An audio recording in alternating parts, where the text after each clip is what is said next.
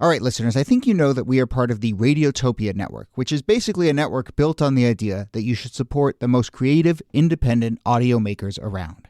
No one, and I mean no one, embodies the Radiotopia ethos more than Benjamin Walker and his show Theory of Everything. Benjamin, who I've known for a long time, has been making beautiful, personal, sprawling audio documentaries for decades that help us understand the very strange world we live in. And now he has a new series called Not All Propaganda is Art. The new series goes back to the 1950s when Western security agencies like the CIA paid artists, writers, and intellectuals to fight the cultural Cold War. The CIA funds were free. I mean, no one was told what to say. Gloria Steinem, activist who sees the CIA as a sort of enlightened pal or rich uncle, there is another viewpoint. Look, if you're listening to this show, I know you like secret histories. I know you like a mix of culture and politics and shadowy figures. So what are you waiting for? Not All Propaganda is Art from Benjamin Walker. You can find it now wherever you listen or at theoryofeverythingpodcast.com. This episode is brought to you by Progressive, home of the Name Your Price tool.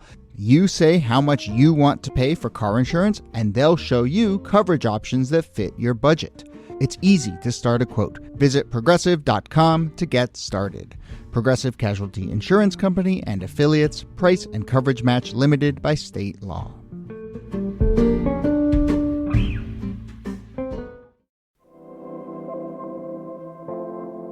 Hello and welcome to This Day in Esoteric Political History from Radiotopia. My name is Jody Avirgan.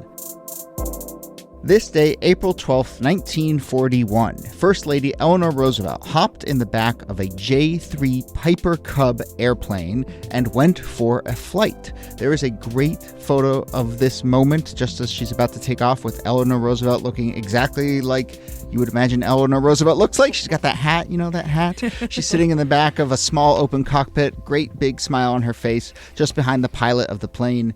And who was the pilot of that plane? It was C. Alfred Chief Anderson. And what was notable about Chief Anderson? He was black. This flight was taking place at the Tuskegee Airfield in Alabama, and Anderson was a member of the newly minted 99th Pursuit Squadron, an all-black unit that has come to be known as the Tuskegee Airmen Unit. Obviously, the Tuskegee Airmen, very famous, historic, but this smaller moment, the First Lady sitting there being flown by a black airman and a photo being printed in newspapers all over the country.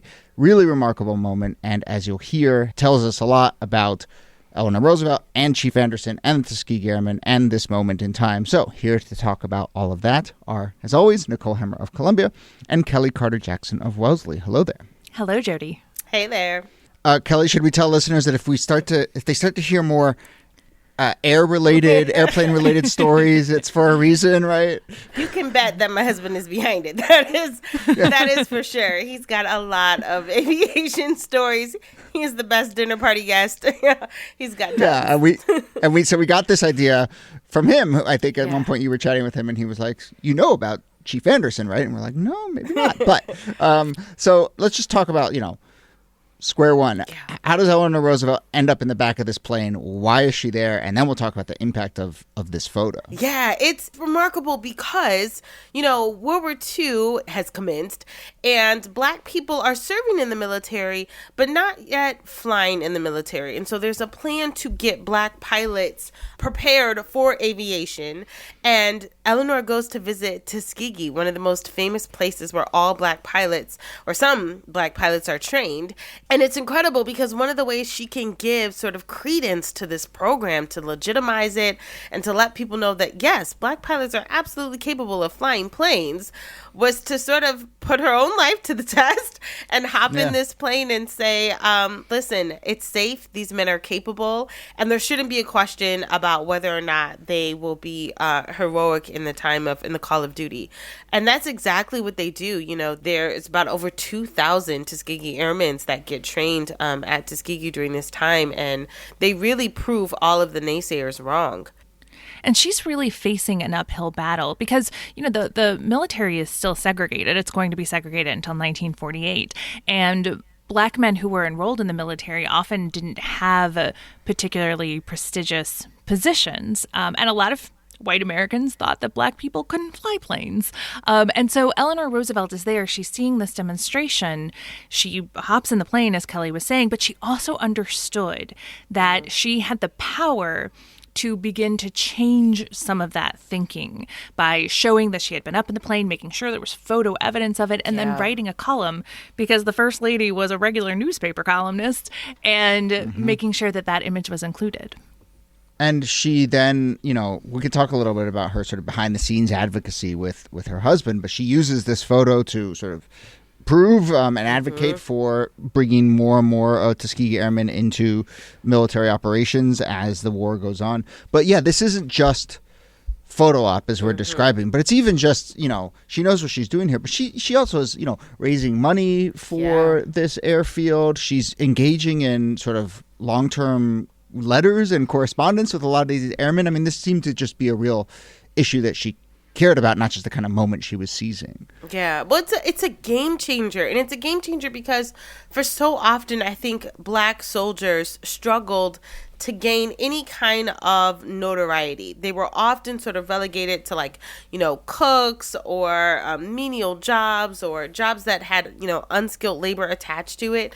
So to be able to be like one of the, the propaganda posters, to be able to have this symbolic image of what it means to see a black pilot, but also to create structural change within the military about black people being able to not actually operate in combat, but to lead in combat as well, was something that has remained a part of the story of the military for black soldiers. The Tuskegee Airmen is sort of one of the greatest moments.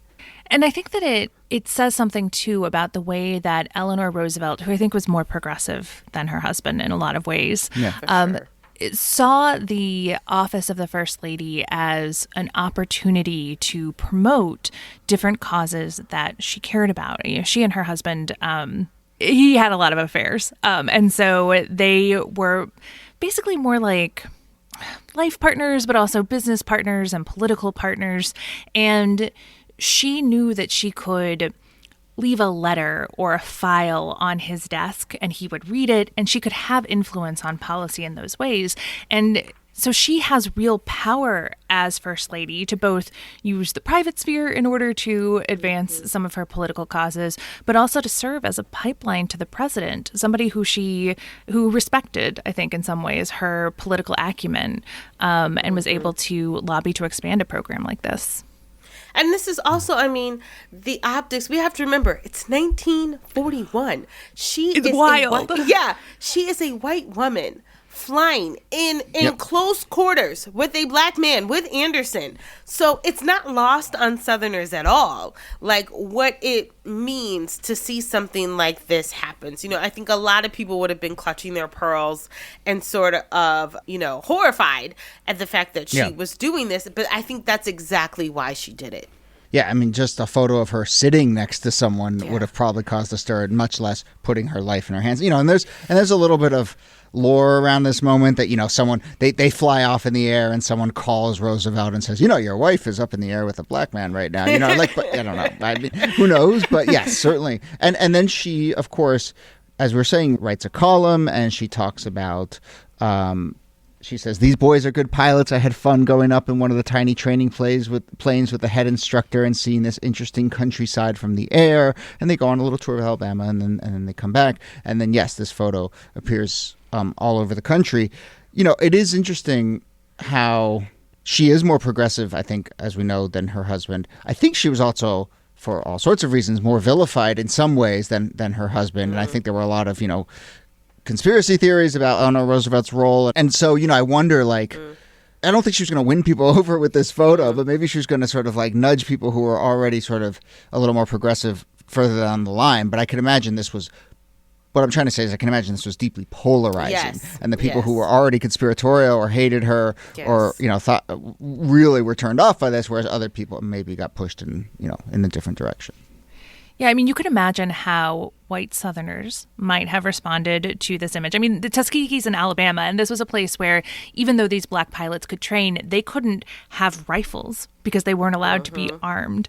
But at the same time, you have someone like Eleanor Roosevelt who herself sort of expressed this sentiment that she didn't realize that black people were able to fly. And she's progressive. And so showing other progressive white people, oh, this misconception we have, it's not true, can really move the needle. It's not going to move the needle for most white Southerners, but there's a much broader audience that she's speaking to and demonstrating in front of. I love her response. She's just like, well, you fly all right. Well, then that settles that. It seemed almost a little underwhelming, like what she was doing, just like, yep, you're good. It's wild.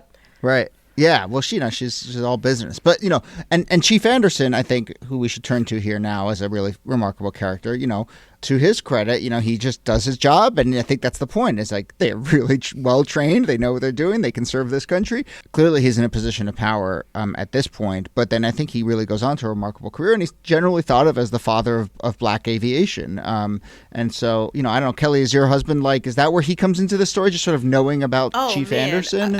We would, and we still do, go to air shows. They're all over the country. Oshkosh is probably the biggest one.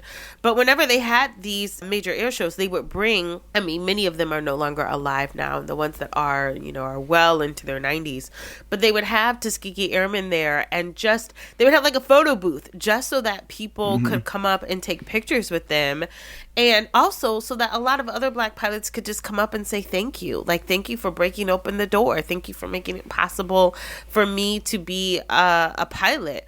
What I think is also interesting about this moment is that from 1941 to 1946, you had the largest number of African-American pilots ever. There were over 996 black pilots. It's about 1,000 black pilots, which is the largest number of pilots that they've ever had in the Air Force. Contrast that with today, there are about 14,000 pilots in the Air Force, but only 2% of them are African-American. And so it's still a challenge to cultivate and bring about more black pilots into the field, women and as well, and cuts across other racial identities as well. For Latinx people and for Asians, getting them into the field of aviation is just tough. Yeah, which is remarkable given the reputation of the Tuskegee Airmen. Yes, you think it would change more. Yeah. Yeah, especially, this was all happening in early 1941, so the war has been going on for a while, but the U.S. wasn't involved in it yet. But when the Tuskegee Airmen go and fight, first they continue to have connections with Eleanor Roosevelt. They're writing letters back and forth. She's keeping an eye on how they're doing. But the 99th Fighting Division never loses a pilot to enemy fire, which is a remarkable record during this war. I'm looking at this photo as we wrap up. The biggest mystery to me, of course, did that hat stay on the entire time? It's an open cockpit. How can that be? I think that hat comes back on later. Either that or it is pinned on. Come back on. Okay. There's no way. Not like the strongest pins in the world. Unless you got it safety pinned down. Like they're not even wearing goggles. Yeah. I think maybe they pulled themselves together for the photo. But yes, she was wearing that hat, and it did not occur to me until just now. What happens to that hat when you're up in the air like that? Can I also throw in another fun fact? She flew in a J3 Piper Cub, and so one of the things my husband and I did when we had children was we said their middle names would all be like after airplanes, and so Piper is the middle name of my daughter because of the Piper Cub. Amazing. That's so good. You could have got. That's very cool. Good. That's great. All right. Well, that's a great tidbit. All right. Well, we'll leave it there. Nicole Hemmer, thanks to you. Thank you, Jody. And Kellie Carter-Jackson, thanks to you and your whole family. My pleasure.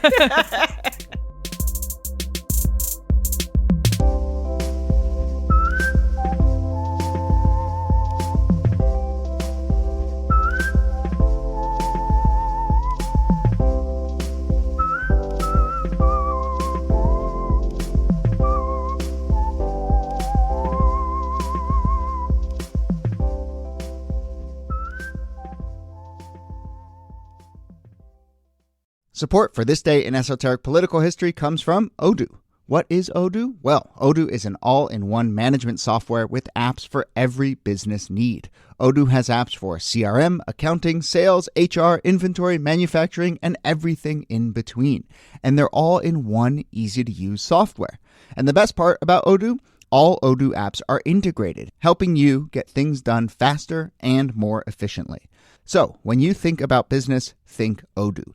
To learn more, visit odoo.com/thisday. That's ODOO.com/thisday.